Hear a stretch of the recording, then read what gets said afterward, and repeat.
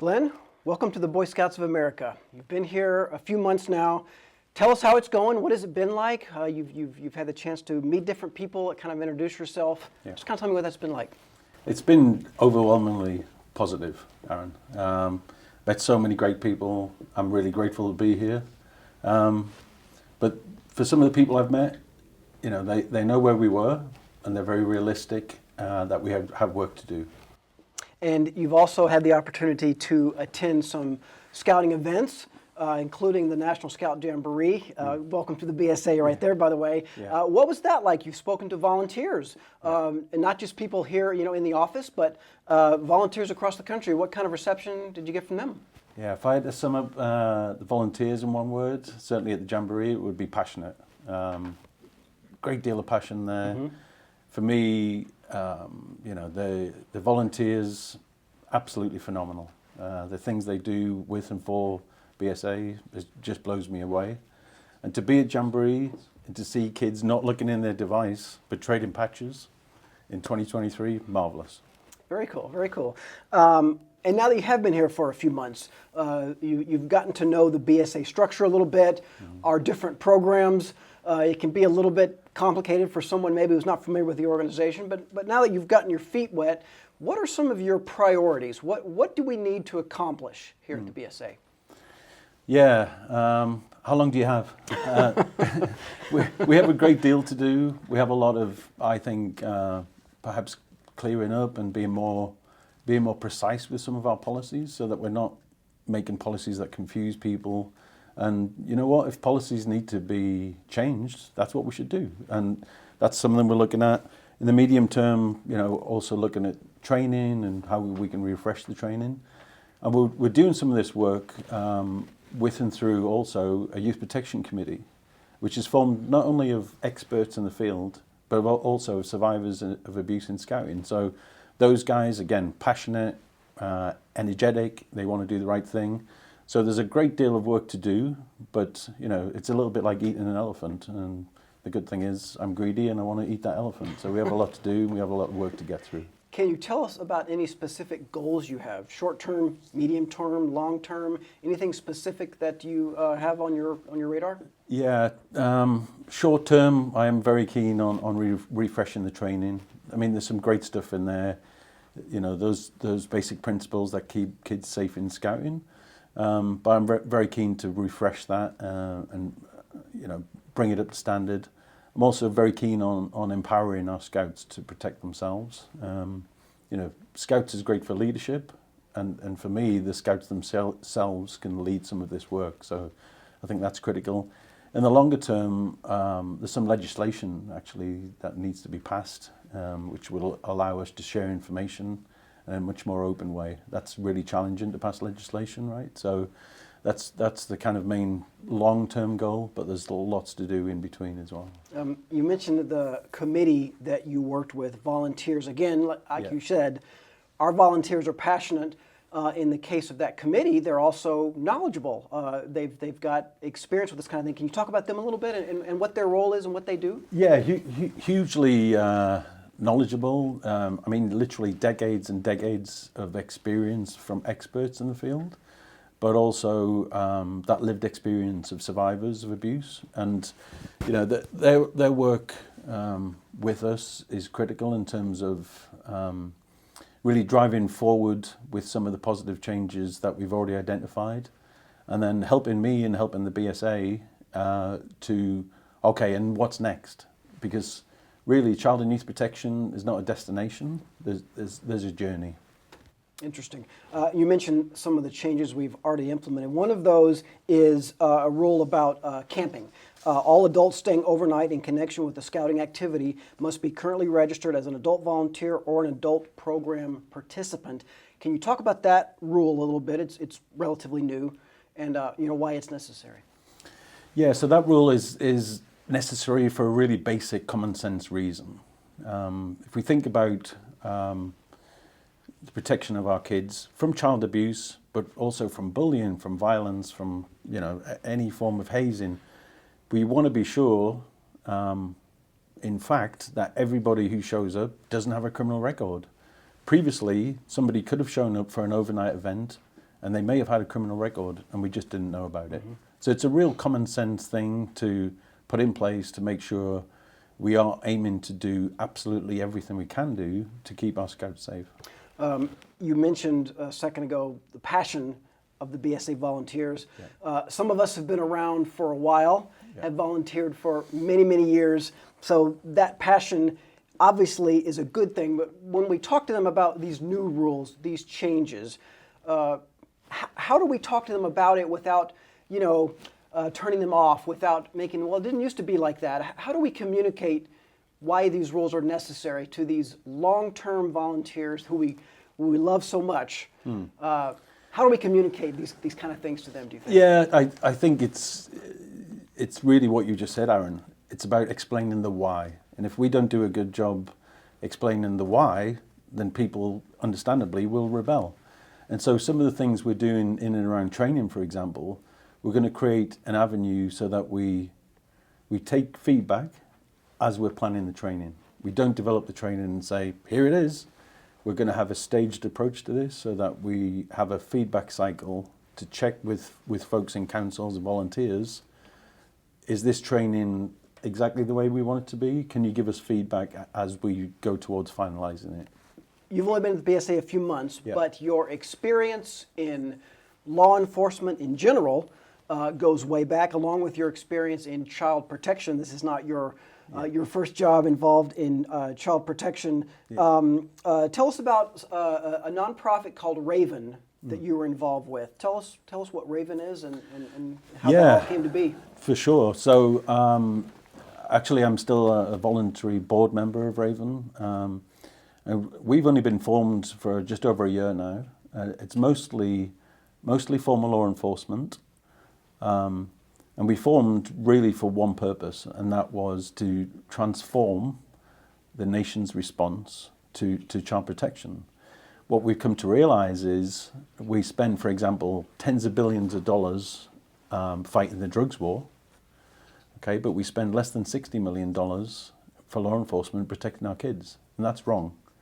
And, I can probably sit here all day and tell you about legislation and different things that we also need to achieve in this space. But the crux of why Raven was formed is to tell people in power, people who can make legislation, how it really is on the ground for the law enforcement, frankly, heroes who put their own lives, their physical lives and their mental lives on the line to protect other people's children. They have the most difficult job in law enforcement, and we want to make sure they get all the resources they need. One of the things that has changed in the world over the years, obviously, is our technology. And you've also worked with a nonprofit that sort of focuses on the technology aspect of keeping kids safe. And that's something we do in the BSA. We teach kids about being safe online, right? Online bullying, different things like that. What a challenge it seems like that is to keep up with the technology. How do you do that? Why is that important? How do we stay on top of this kind of thing? Yeah, again, huge challenges in the technology space. And so when I was 12, for example, which is a little while ago now, I'm not going to lie to you, Aaron. When I got home, my parents knew if I was in my bedroom, I was safe. Okay? Yep. Now, the technologies that are in play now, and there's no legislation that tells them they have to be safe for kids, by the way. Yeah.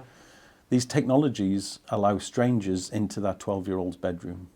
They allow strangers to tunnel into those rooms via games and apps. So often now, the most dangerous time for a child is when they get home and they're in their own bedroom.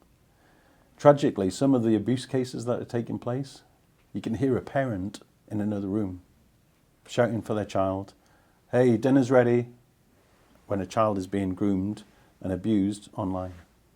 That's issues that you and I didn't have to worry about. Yeah. For both of us, it's been a long time since we were that age, but our kids maybe do. Talk a little bit more about that. Is there anything that you've seen in your career that really kind of concerns you, is something that our scouts and parents of scouts need to know about? Any particular trends or things like that?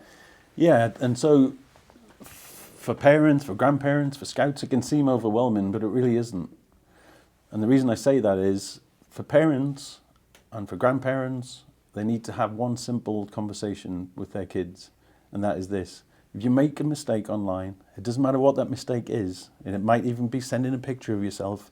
If you make that mistake, we've got your back. We can get through this. And we're going to be providing more resources on this.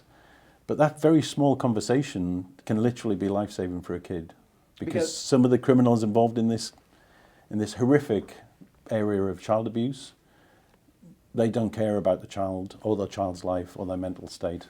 And that simple message, we've got your back, can literally save lives. Yeah, that's interesting. When a child makes a mistake, and these are children, right? Yeah. When they make mistakes, and like you said, sending a photo or something like that, maybe they often think, I'm done, that's it, I've made this huge mistake and there's no going back. That's not necessarily true though, right? It's not necessarily true, and more there are more resources available to take these images down from the internet that weren't even available last year. Mm-hmm. So that's why I say this is a journey.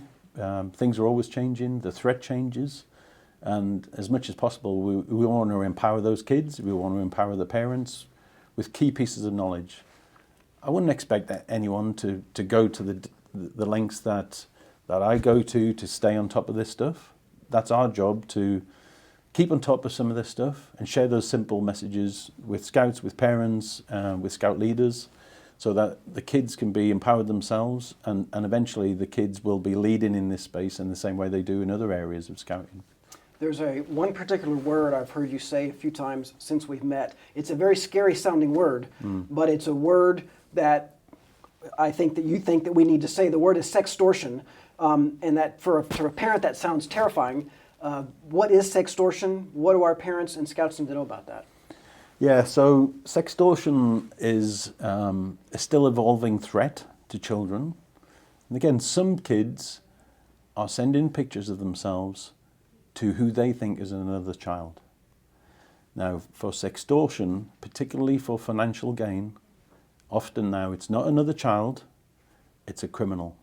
Some of these criminals are based in groups, not here in the US, but sometimes overseas, and they are harvesting our kids in the same way that fishing trawlers collect fish, and then they're just trying to get one of these kids to send an image. As soon as they do, that's when they're on the hook. And that's when a child can think, oh my God, what have I done? And the threats that these criminals make are horrendous, threatening to send the image to their parents and their school and their scout troop. That's when a kid needs to know, this is that moment. I made a mistake, but it's okay because people have my back.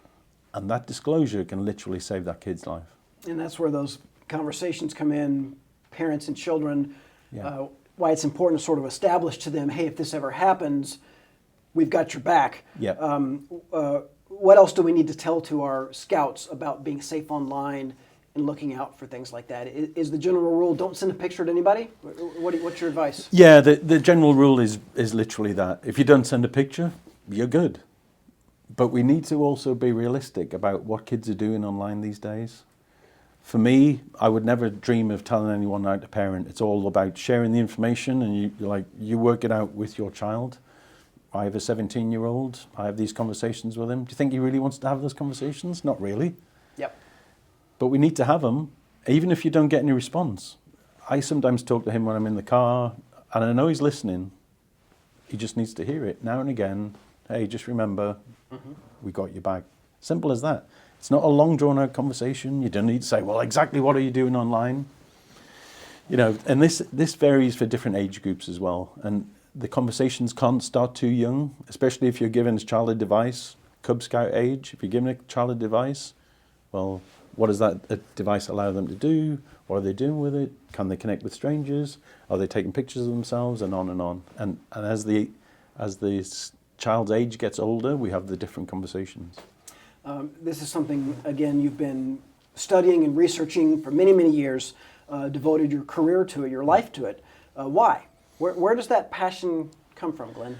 Yeah, it's tough, right? Because way back in the 90s, I would be tracing around organized crime groups, smuggling cocaine, and I thought that's all I would be doing for the rest of my life. Once you start as an investigator, understanding the horrific nature of child sexual abuse, you frankly don't want to do anything else. And you know, the the complexity of it is horrific at a level that I find really hard to explain right now. But I'll say this, I've been doing this for way more than 10 years and I'm still learning stuff. And I think I'll be learning stuff in another 10 years' time. The nature of child sexual abuse is a societal level threat, and we need societal level responses to it. And that's why, for me, youth serving organizations, law enforcement, legislators, we should all be working together along with academia to provide real holistic responses to this horrendous threat. And I mentioned money earlier. It's costing us billions, tens of billions of dollars because we don't invest enough in child protection. I say, Aaron, I can go on all day about this stuff. For me, there should be a secretary in DC whose responsibility is for child protection. Mm-hmm. Mm-hmm. Secretary for children. Mm-hmm. If you could send one message, one thing to say to adults or kids in the BSA about child protection, what would that one thing be? It really would be, it seems overwhelming and scary, but it's not. We've got resources, we've got a whole team of people. It's not just me here in Dallas. There's a team of people, of hundreds if not thousands of professionals, and we do have your back, and there is information. It's not, the numbers can seem scary, but it's really not a scary place if you empower yourselves and you empower your kids. Mm-hmm.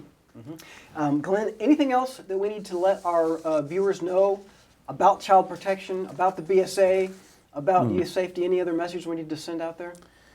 I guess the main message for me would be this, is, I want to thank everybody in Scouting, especially the volunteers, the professionals too.